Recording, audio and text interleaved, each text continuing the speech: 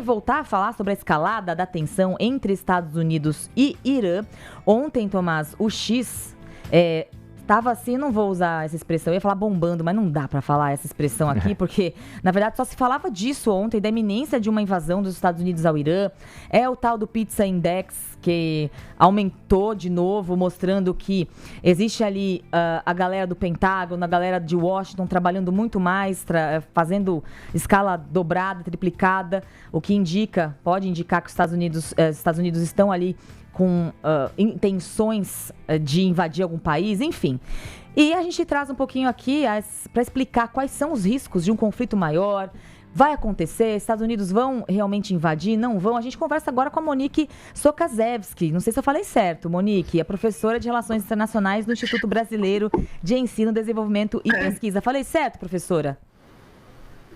É Sorachevski. Falei tudo errado. Sorachevski. Professora, muito obrigada, viu, por estar aqui. Eu queria primeiro que a senhora falasse, né, o que deve acontecer nas próximas horas. O Irã fechou também o espaço aéreo, a gente viu as notícias. Por outro lado, voltou atrás e disse que não ia executar aquele preso político, digamos assim, aquele preso que estava nas manifestações. O que dá para fazer alguma previsão do que nos espera nas próximas horas, professora? Olha, como vocês falaram, ontem parecia que teria o ataque iminente, né? Com a retirada de pessoal das bases, com o fechamento do espaço aéreo, né? Com o tweet, né? do Trump, mas parece que esse momentum,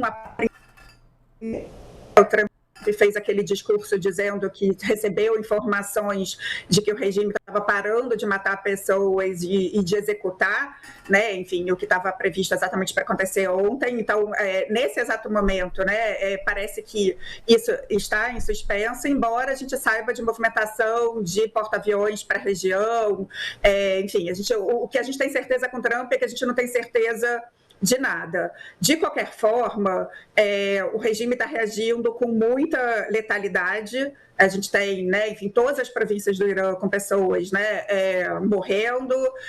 Parece que tem um momento, e essa é uma questão, né, das pessoas querendo, de maneira geral, mas ali limite do quanto eles próprios estão pedindo ajuda externa, mas há um limite do quanto os Estados Unidos podem fazer, né? De fato, enfim, não vamos levar tropas para o terreno, então quanto pode ser alguma coisa pontual para enfraquecer o regime, mas enfim, o panorama é muito, muito turvo nesse exato momento, e a gente tem que levar em consideração também quem é que está por trás, né? Enfim, o próprio Trump buscou um caminho de saída ali, né? De não levar adiante o ataque, talvez por razões próprias, né? Enfim, seriam essas informações, mas ele teve pressão de Israel para que esse ataque não acontecesse, ele tem sofrido pressão da Arábia Saudita, do Catar, de Omã. Então, enfim, a bola de cristal está embaçada, mas nesse exato momento eu diria que esse momentum do ataque passou, mas não quer dizer que ele não vai acontecer. Agora, professora, a senhora citou aí o envolvimento de alguns países como a Arábia Saudita, como o Catar, o próprio Israel, tentando ali, né, modificar a opinião do Trump e tentando impedir a invasão dos Estados Unidos, ou um suposto ataque, que chegou a ser quase iminente, como vocês citaram. Mas existe alguma outra saída para o Irã? Dá para acreditar num enfraquecimento desse governo, não por um meio bélico, né, por uma invasão? Dá para acreditar num governo que há décadas, né, tira os direitos de liberdade de uma população, mata quem protesta, de repente, da noite para o dia, só por conta de manifestações na internet, em outros países, e de ameaças, ficando só em ameaças de outros governos, mudando de maneira radical, mudando de maneira sensível, né, o seu comportamento? Olha, o que o regime, né, enfim, dos ayatollahs de uma maneira geral não parece ser aguerrido, né, aos lemas, né, de morte aos Estados Unidos, morte a Israel e a obrigatoriedade. Perdemos o contato com a professora Monique Sorachevski, a gente vai tentar restabelecer essa conexão, essa resposta. Acho que agora já temos a senhora de novo para continuar respondendo. Pois não, professora? Não, eu estava falando da questão de... Agora já me perdi. Onde a gente exatamente estava? Sobre se existe alguma maneira, se não a bélica, de fazer esse regime, de fato, ser enfraquecido. Então, uma questão que o regime aprendeu, inclusive com o que foi a União Soviética, de que demonstrar algum grau de transformação poderia ser uma questão entendida como um enfraquecimento. Então, mesmo depois da guerra, né, de 12 dias com Israel, quando teve os ataques mútuos, ele dobrou a aposta, ele continuou apostando, né, em colocar recursos para fora, em apoiar o que seria o eixo da resistência. Isso, inclusive, está por trás, né, do onda de... vocês estão me ouvindo? Pode continuar. Dessa nova onda de revoltas, que é a questão econômica, né? Começou com os bazares, né?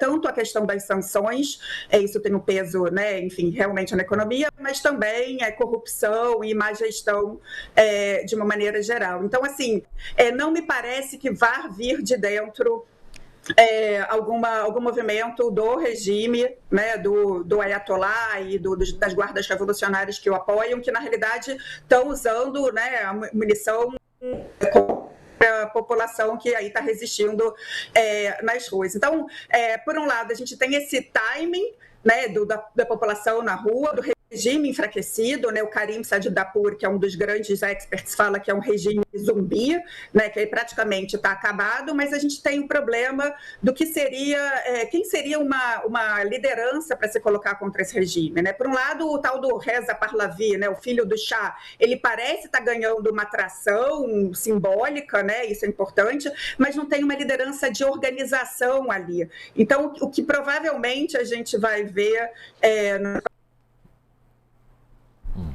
Perdemos novamente, infelizmente. Porque realmente, gente, tá o que está acontecendo aqui? Uma pena. O que está acontecendo aqui em São Paulo, minha gente? Está caindo acho o que mundo. Dá pra gente tentar a conclusão da professora. O Irã tá totalmente sem internet, né? E a gente ainda consegue aí esse contato com a professora, mas agora acho que caiu de vez, infelizmente. Eu quero muito agradecer a Monique Sorracheski, professora de Relações Internacionais no Instituto Brasileiro de Ensino, Desenvolvimento e Pesquisa. E como eu dizia, minha gente, São Paulo tá assim uma calamidade, digamos, porque a cidade inteira, como eu disse anteriormente, continua em estado de atenção.